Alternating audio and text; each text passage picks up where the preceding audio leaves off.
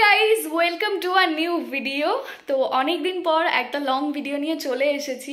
আর আজকের ভিডিও টপিকটা অনেক ইন্টারেস্টিং, কারণ আজ আমি দেখাবো how I shoot my video. তো বেসিক্যালি আমি ইনস্টাগ্রামের জন্য যেই শ্যুটগুলো করি, যেই রিলগুলো বানাই, সেগুলোর বিহাইন্ড দ্য সিন দেখাতে চলেছি। কিভাবে আমি ব্যাকগ্রাউন্ড বানাই, কিভাবে আমি মেকআপ করি, সব কিছু দেখাবো। তো ভিডিওটা লাস্ট অবধি দেখতে হবে। তো চলো শুরু করা যাক। তো আমি আগে কিছু ভিডিও শ্যুট করেছিলাম, তাই সেটার ব্যাকগ্রাউন্ডই রয়ে গেছে এখনও। তাই প্রথমেই আমি এই ব্যাকগ্রাউন্ডটা রিমুভ করে নেব।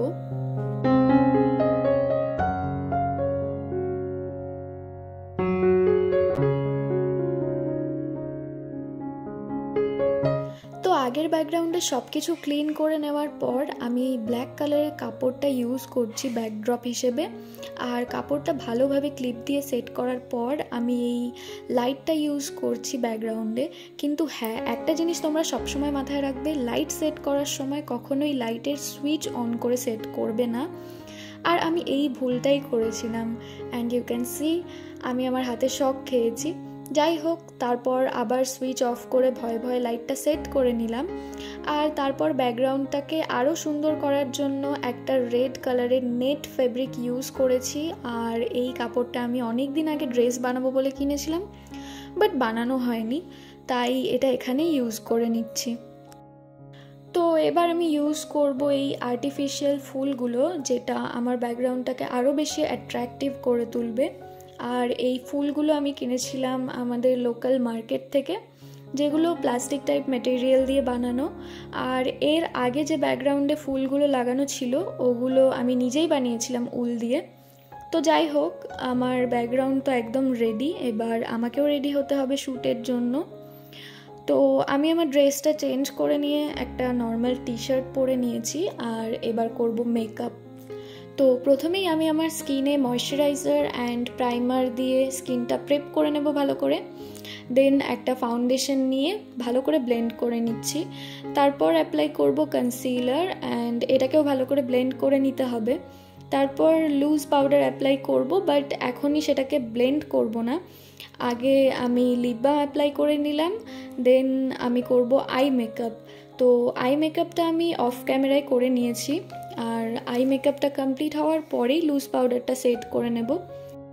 তারপর অ্যাপ্লাই করে নিচ্ছি ব্লাশ। আর ব্লাশ অ্যাপ্লাই হয়ে গেলে ভালো করে অ্যাপ্লাই করে নেব হাইলাইটার। আর হ্যাঁ, আমি ভিডিওতে কন্টিউরিংটা দেখাতে ভুলে গেছি, যেটা আমি অফ ক্যামেরা করে নিয়েছিলাম।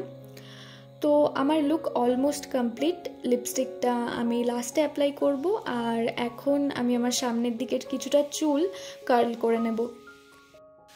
তো আমি এখানে ইউজ করছি হেভেলসের কার্লার মেশিন। কার্ল করলে সামনের দিকটা একটা ভালো লুক আসবে।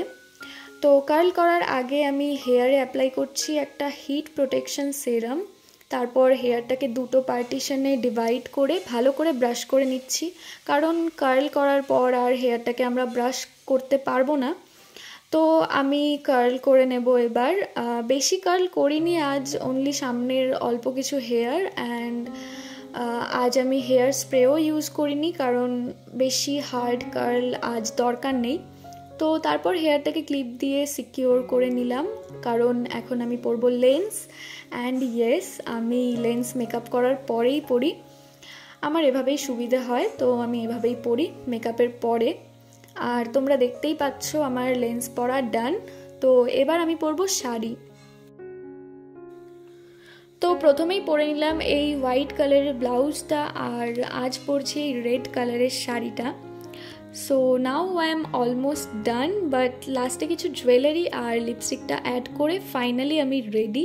তো তোমাদের দেখিয়ে দিই, আমি ব্যাকগ্রাউন্ডের সাথে প্রপ হিসেবে এই প্লেটটা নিয়ে নিয়েছি, যেটায় আমি আমার বানানো উলের এই ফুলগুলো অ্যাড করে দিয়েছি। আর সাথে এই টুলটা, যেটার ওপর আমি প্লেটটা রাখবো, আর টুলটাকেও একটা লাল কাপড় দিয়ে ঢেকে দিয়েছি, যাতে আরও ভালো লুক আসে। আর ফাইনাল ব্যাকগ্রাউন্ডটা কিছুটা এমন দেখতে লাগছিল। তো এবার দেখাই আমার লাইট আর ট্রাইপড। তো লাইট তো আমি রিং লাইটই ইউজ করি, আর তার সাথে এই ট্রাইপডটা ইউজ করি ফোন রাখার জন্য, কারণ রিং লাইটের সাথে যে ট্রাইপডটা আছে ওটা সবসময় অ্যাডজাস্ট করে ওপর নিচ করে ইউজ করতে অসুবিধা হয়। আর এই ট্রাইপডটায় দেখতেই পাচ্ছ মাঝখানে একটা কাপড় দিয়ে বাঁধা, কারণ এটা ভেঙে গেছিলো। আর এই মুহূর্তে আরেকটা ট্রাইপড অ্যাফোর্ড করা পসিবল নয়, তাই এটা দিয়েই কাজ চলে যায়। আর বাই দ্য ওয়ে, এটাই ছিল আমার ফার্স্ট ট্রাইপড। তো যাই হোক, সব কিছু সেট করে আমি বসে পড়েছি। আর আমার কাছে আছে এই ব্লুটুথ শুটার, যেটা আমি সেলফি স্টিক থেকে খুলে নিয়েছি। এটা ফোনের সাথে কানেক্ট করে নিলে বারবার আর স্ক্রিনে ট্যাপও করতে হবে না। তো ব্যাস, আর কি, সব কিছুই রেডি, এবার শুধু পোজ দেওয়ার পালা।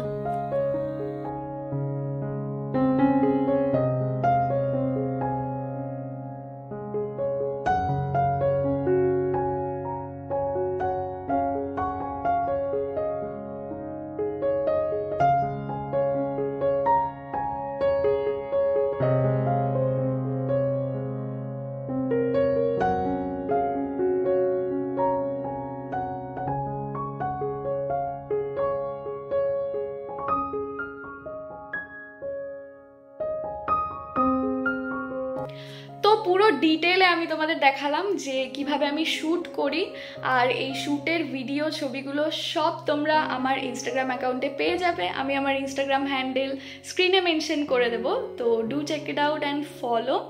আর থ্যাংক ইউ সো মাচ ভিডিওটা পুরোটা দেখার জন্য। আর ভিডিওটা একটুও ভালো লেগে থাকলে ডু সাবস্ক্রাইব, আর কমেন্টেও জানিও প্লিজ কেমন লেগেছে ভিডিওটা। তো আজকের মতো টাটা, চলো দেখা হচ্ছে পরের ভিডিওতে।